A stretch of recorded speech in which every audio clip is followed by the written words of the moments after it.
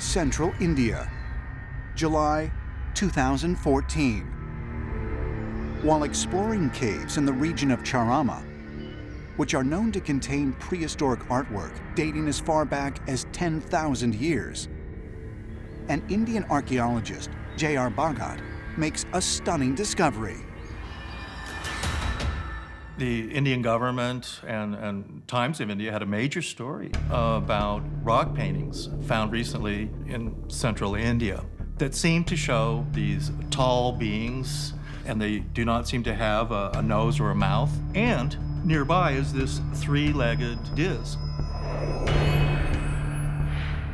The Times of India actually proposed the idea, what if what we have depicted here are some type of extraterrestrials, or at least some type of flying craft, because it's the basis for much of the Hindu pantheon of gods. Ancient Hindu texts like the Vedas and the Puranas record stories about extraterrestrials existing on other planets. And the Mahabharata, one of ancient India's two major Sanskrit epics, contains stories about gods coming to Earth in flying machines. Even the legends specific to this region tell of a mysterious race of beings known as the Rohela, who descended from the sky and abducted local villagers. Could the newly unearthed cave art be a visual record that extraterrestrials really visited here?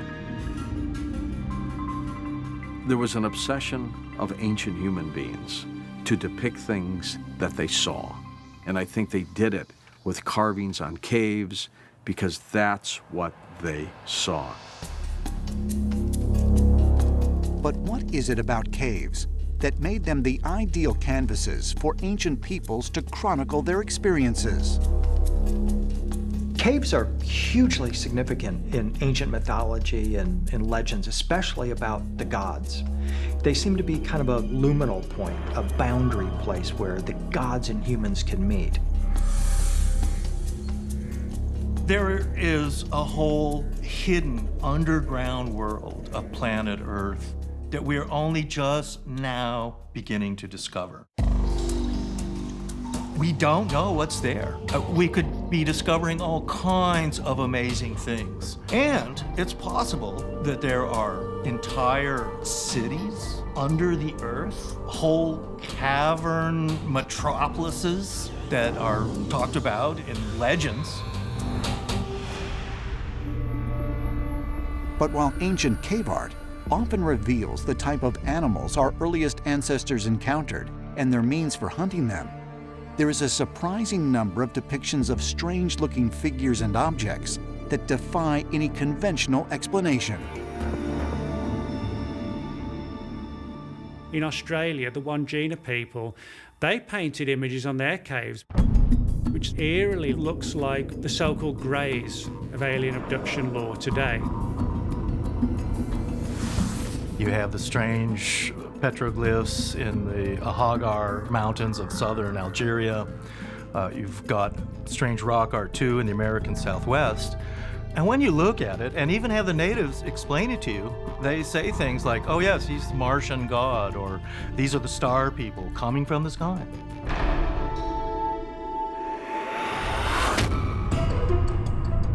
How do we explain so many different cultures across thousands of years and thousands of miles, producing such consistent visual representations?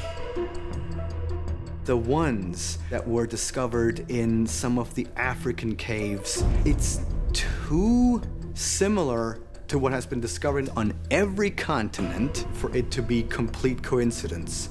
So it's this whole idea of the spark of initial inspiration. What is it that they witnessed? And could it be that they witnessed extraterrestrials? One of the more intriguing aspects of the cave paintings that seem to show aliens is, why are they inside caves? This has sort of given rise to the theory that maybe these aliens perhaps have permanent bases on the planet underground, Maybe ancient man saw them coming out of some of these caves and caverns and then realised there was a relationship between the aliens and the caves. The Lascaux Caves, southwestern France. Discovered in 1940 near the village of Montagnac. This cave complex is covered in Paleolithic paintings dating back more than 17,000 years. Anthropologists believe ancient shamans used these subterranean chambers to perform sacred rituals. And curiously, among the many Ice Age animals that are depicted on the walls, there is a strange creature that has the body of a man and the head of a bird. The technical term for such a creature is a therianthrope, and that's from the Greek therion, which means wild beast, and anthropos, which means man. Clearly, these are not things that one encounters in everyday life. The imagery of cave art is best explained as the experiences that shamans undergo in a deep state of trance. When they return from the trance state, they then depict on the cave walls the visions that they have seen in this deeply altered state of consciousness.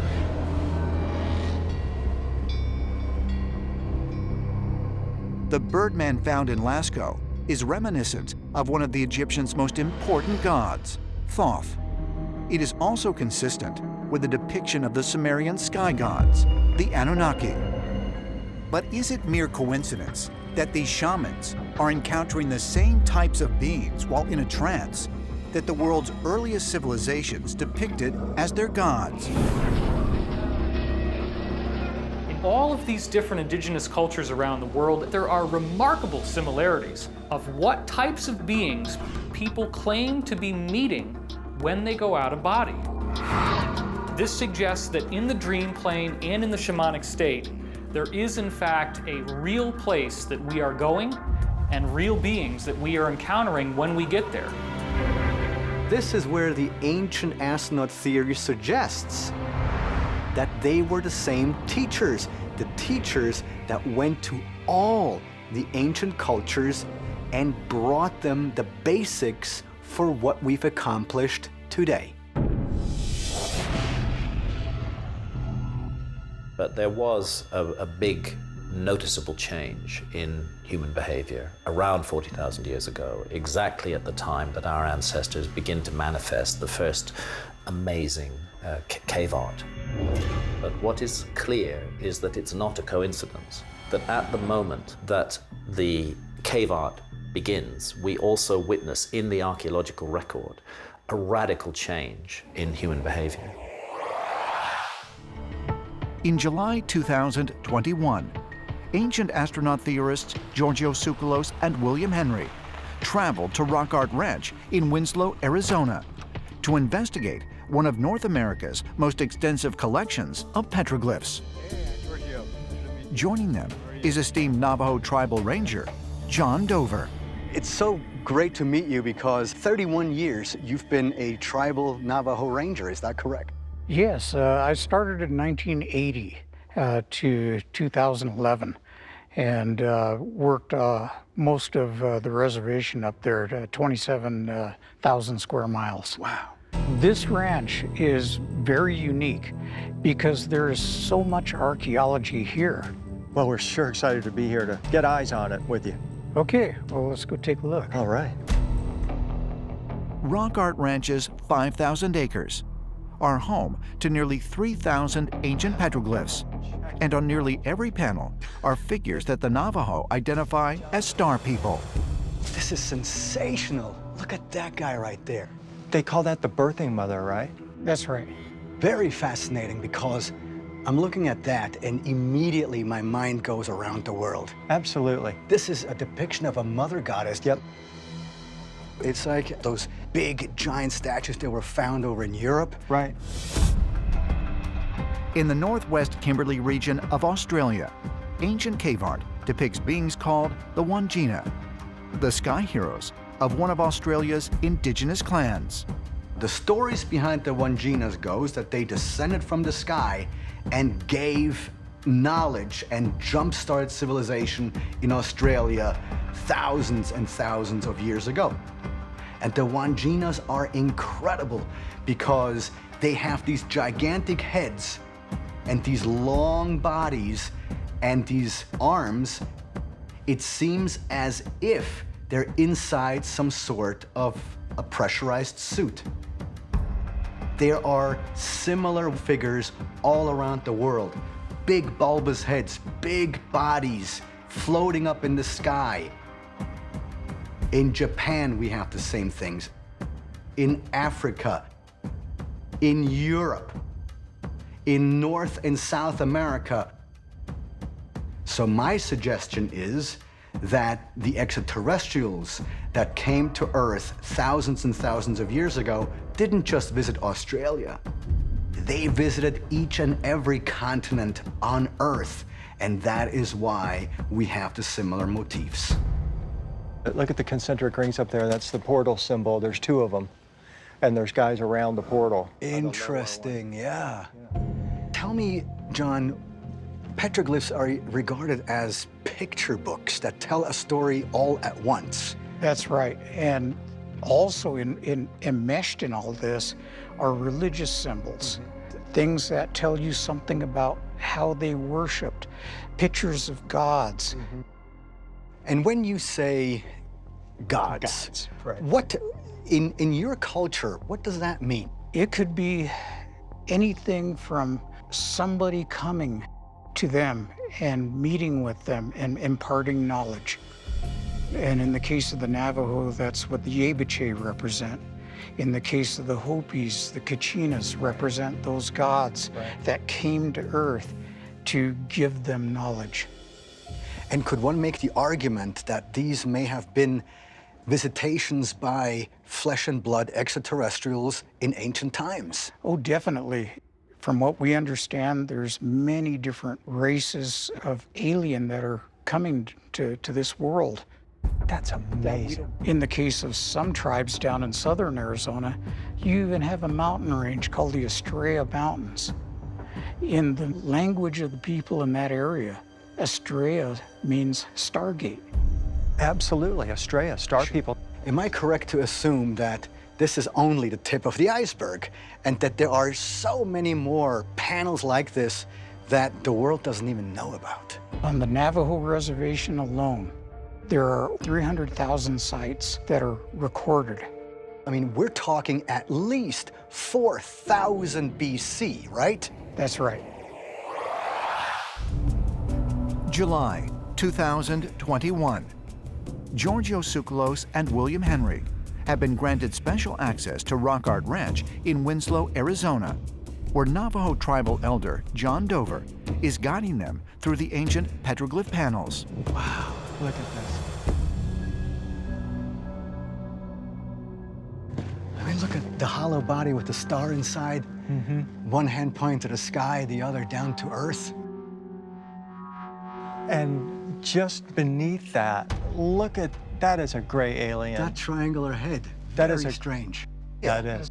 You have all kinds of different types of figures, different representations of gods. Right. I mean, what we have to fill in with our imagination is that these beings off the wall, 3D, walking amongst the people. They're interacting with these beings. Right. We don't know if it's the same time Right. or it could be different times. That's mind-blowing. I'm so intrigued by that double helix up there, too, beside the trapezoidal figure. I mean, As if to indicate, because of the creature on the left, DNA, you know, had something to do Right. with this. That's right. Giorgio, when you see the guy with the trapezoidal body, and you see the curvy lines on the body, that always symbolizes, like, vibration. Okay. The Anunnaki wore cloaks that had those kind of curvy lines all over. Right. And so here we have a clear symbolic connection with the Anunnaki on this figure.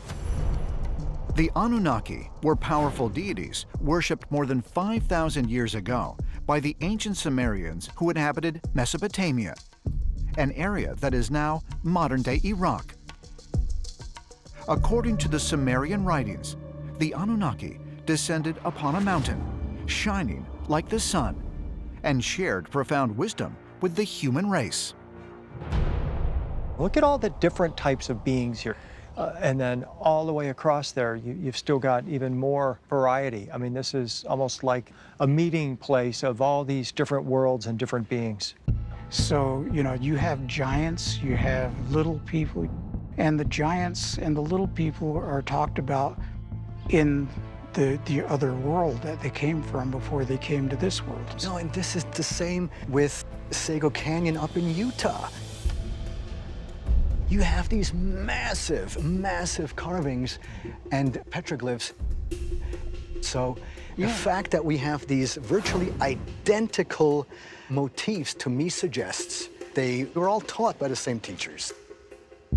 And the guy here with the horns, which could be rays, right next to the gray alien, he's got horns or rays coming off of his head. You see that at Valcamonica in Italy. Yes, see you it do. All kinds of different places. And again, pointing to the idea that these could be luminous or radiant beings that they're portraying. And seeing creatures here having, for example, 3 fingers, you know, as far as I know, except for a couple of reptiles, there aren't any 3-fingered creatures, you know, so, and especially nothing humanoid. Right. So, again, our ancestors had impeccable powers of observation. That's all they did all day. They observed. And so your estimation then, too, is that this was not a bunch of kids, you know, on a Saturday night not knowing what to do. Absolutely not. These were people that came here with a purpose. And the purpose was to put their history on the wall, showing where they came from, where they were going. John, this is incredible. And what I love the most is the access. I mean, I've never been face to face like this. There's a lot of places nobody's allowed to go except for archaeologists, medicine men, and rangers. It's spectacular. It's one thing to see images in a book or online, but to come face to face with it, feel the energy, see it, spectacular. I came away with this deep sense that this is meant for us to discover throughout the ages, that it was super important to the ancients to record this information, to tell us that these beings were here, they had a hand in our evolution, and they're probably still visiting us today. What I think is important in this whole thing is that John said, these are our stories of the star people. And when First Nation cultures say that someone visited from the sky and imparted knowledge, I think it's time that we start to listen. Edfu, Egypt, April 2018. Egyptologist Rami Rahmani has invited author and researcher Andrew Collins to join him on a visit to one of the most impressive and best preserved shrines in Egypt, the Temple of Edfu, located on the west bank of the Nile, 465 miles south of Cairo. Look at this temple. This is like my most favorite facade in all of the temples of ancient Egypt. According to mainstream archaeologists, Edfu is believed to have been built sometime between 237 and 57 BC. It is dedicated to the falcon-headed god Horus. This temple was one of the last temples that was ever built in ancient Egypt during the Roman times. When they built that temple, they were like, we want to preserve the stories, so let's gather all the mythology of ancient Egypt and try to put it in one temple. It took 150 years to make this happen. And then finally, we have the book of ancient Egyptian mythology. It's right in front of us on all these walls. Every wall is absolutely covered in hieroglyphs and images, not only of the foundation of ancient Egypt and the first temple, but also how the world came into being, how Egypt came into being, how the universe was essentially founded in the first place. I mean, there's just so much here. The most sacred part of Edfu is its inner sanctum, featuring a 12-foot-tall granite stone. This is it, right here. This is how it all began. Every symbol, every text, every little drawing in here represents the most sacred thing for ancient Egyptians. The question that humans now still ask themselves, How did it all begin? What created us? About every religion talks about it. Scientists tries to figure out. Ancient Egyptians had an answer, and it was right there. Right on top of this is the pyramidion. That pyramidion is the primeval mound that appeared in the middle of the marches where all the gods came and landed on for the first time to start creating humanity. This is the beginning of humanity. And the pyramidion is almost like a miniature of what we see at Giza with the Great Pyramid, which is so fascinating because what we have here is a focus of all of these chapels, finishing with this incredible structure pointing towards the stars. It's actually pointing towards the origins of the gods themselves. There's another piece of evidence here that you might like. This is the boat, or a symbol of the boat that they believed the gods came on to the first primeval stone, well, that's to quite the first primeval yeah. mound. The gods would have arrived on this ship. So it's all here in this sanctuary.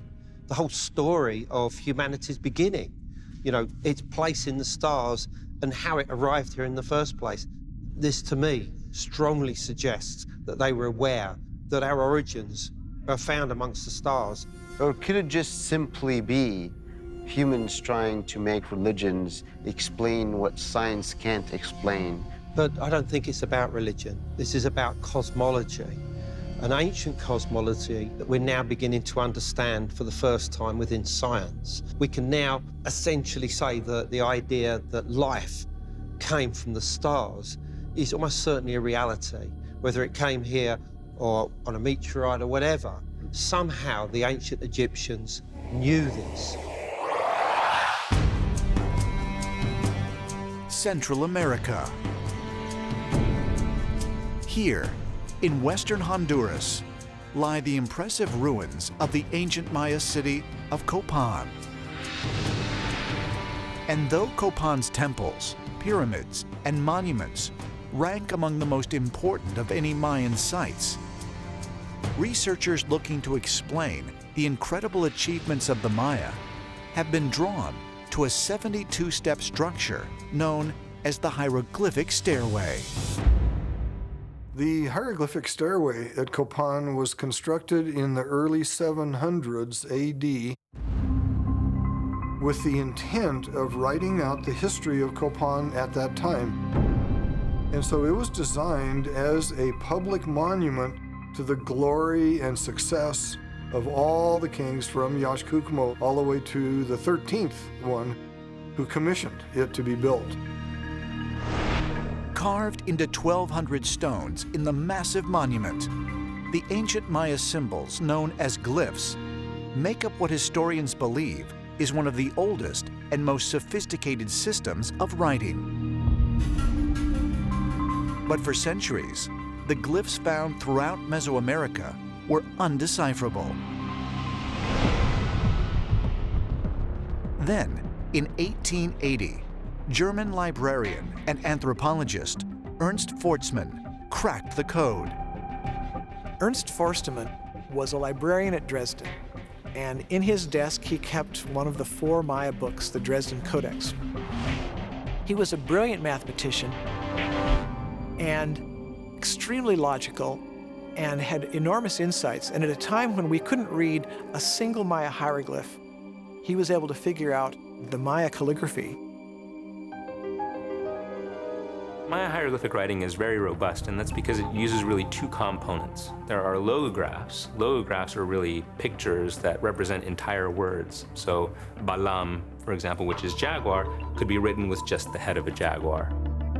On the other, we have these things that we call phonetic complements. And these are glyphs, they're images that represent sounds. According to interpretations of the hieroglyphic stairway, the glyphs chronicle not only the history, but also the origin of the ancient Maya rulers. The hieroglyphs are really attached to what was important to royalty at the time, and that was lineage, and the genealogies of the kings. They went out of their way to demonstrate how they were connected to their ancestors and the gods of their ancestors to establish their right to rule.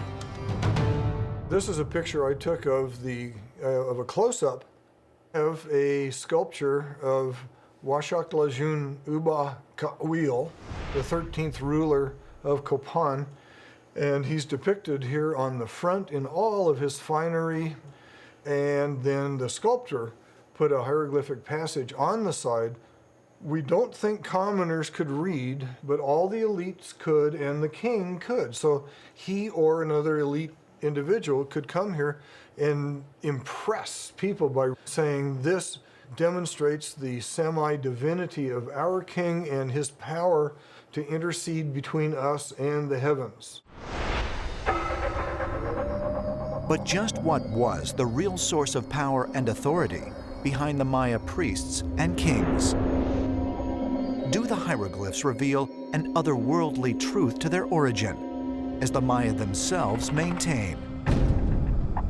Ancient astronaut theorists believe the answer is yes. What we have to think about today is, where did the origin of the priesthood come from?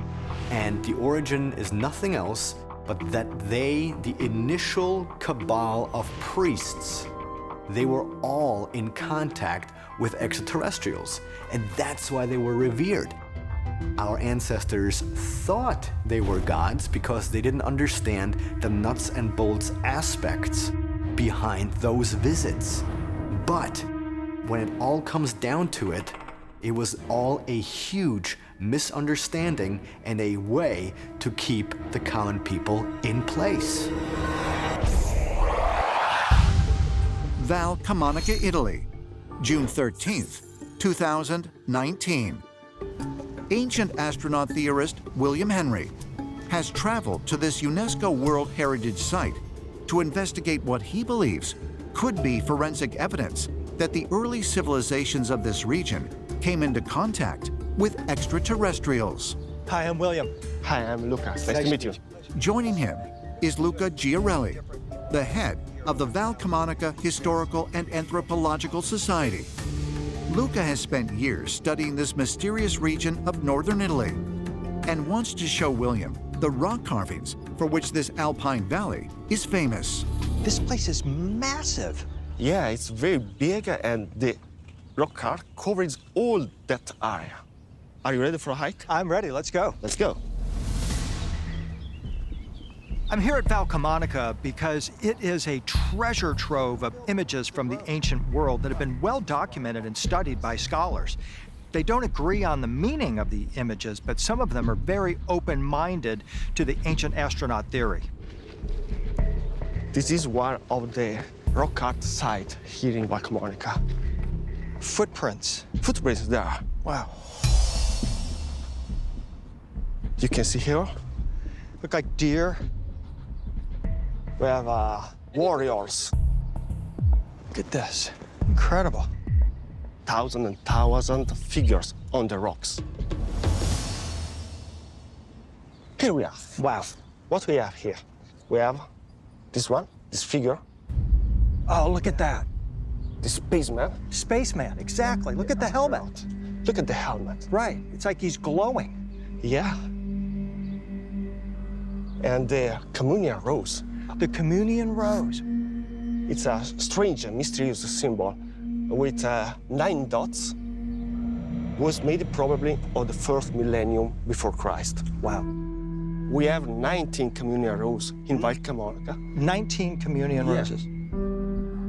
Archaeologists call this mysterious symbol the communion rose because of its flower-like shape, while its exact meaning is lost to history. Some believe it to be a religious symbol or a representation of the movement of the stars. But ancient astronaut theorists suggest it might also depict something else, the vessel that brought these helmeted figures to Val Camonica. Look at that. That looks like a spaceship. It's like you'd look up in the sky and you would see this kind of twirling, spinning ship in the sky. It seems to me, just looking at it, they're trying to talk about beings coming from other worlds, maybe to this place. It could be an interpretation. Sometimes the stars mean energy, like energy from the stars would come to this place, where star beings would come to this place. Yeah, it could be an interpretation. We have a lot of mystery about the meaning of the engravings here in Vaca Monica. We have a different motivation, religious, mythological, and also describing events. Okay. So this is like a newspaper then. It says this was in the sky above us at some point, and this spaceman came down and maybe met the Communion people. It could be. Given the connection with the spacemen that are etched into the rock, that we have to be open to the possibility that what the ancient artist is trying to portray is something that he actually saw in the sky, something coming out of the heavens. Were there any other cultures that were connected with the valley? We found some engravings that represent god of Celtic religion. What sort of engravings? You know Cernunnos? It's oh, the horned god. Yeah. Yeah, it's a horned god. And we find the same figure here in Vaca Monica. That means the Celts were here. Yeah, they were the connection.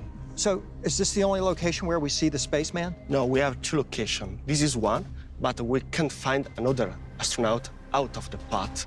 Even deeper into the woods? Yeah, we can go there if you want. I'd love to go. Let's go.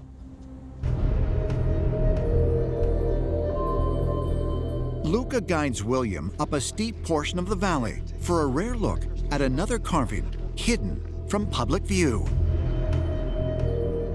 Be careful. All right, thanks. Whoa, here we are. Take a look where we are. Wow. We're like on the edge of a cliff here. We have less than 100 people in the last 10 years that came here. Did you see them? Wait a minute, that's one of them, isn't it, right there? Yeah. How cool. Couple of spacemen. Wow. You can see here the helmet with the rays, like the other one. Yeah, these are just like the other guys. Yeah, Exactly. it's very similar, but they are bigger. The detail is amazing. Yeah. It's like a mirror, one in front of the other. Same position, same helmet. There's clearly some kind of an exchange that's happening here. It's like they're making a photograph of what happened at this place. They're trying to say, at this spot, this is what we saw here. We don't know, but it's very strange because it's a hidden location. These engravings are not meant to be seen by other people. Of all places to find a rock like this is a very secretive, almost initiatory place where select people would be brought here to be told this story about these extraterrestrials. Yeah, maybe it's a hidden message for us. Central Coast, New South Wales, Australia. Deep in the Brisbane Water National Park is a mysterious site known as the Gosford Glyphs. The site consists of two massive 8-foot-high walls engraved with over 300 ancient carvings. Carvings that experts say do not resemble indigenous artwork, but Egyptian hieroglyphs.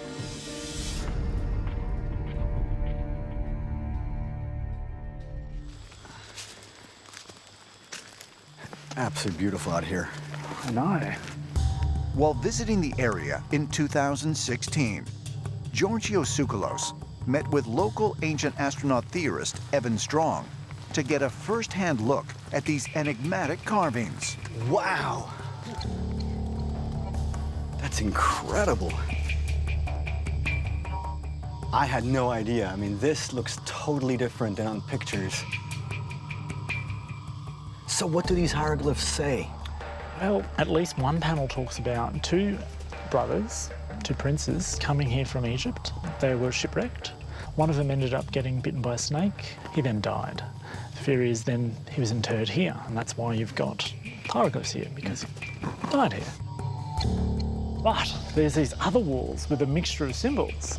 This one over here, it's more of a philosophical astrophysics style thing with symbols meaning all sorts of esoteric stuff. So now, have these symbols at all been interpreted by Egyptologists? They've been a few, actually. A few different people have done that. What was their reaction? Well, Raymond Johnson was one of the first people to come here and translate.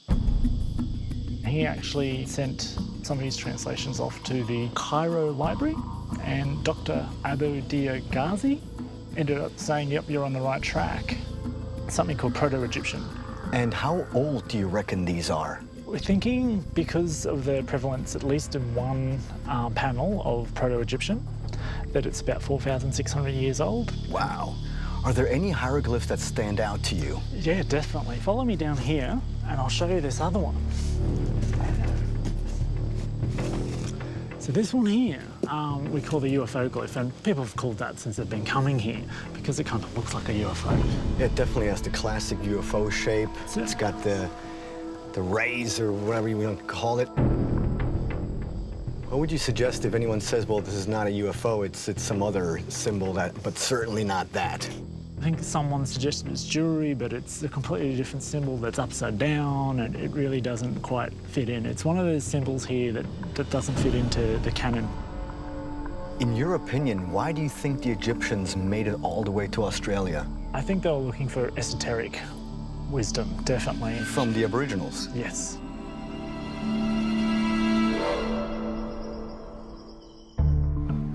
The ancient Egyptians, we have stories and Aboriginal stories about their arrival and about their visits, long before Europeans had arrived here.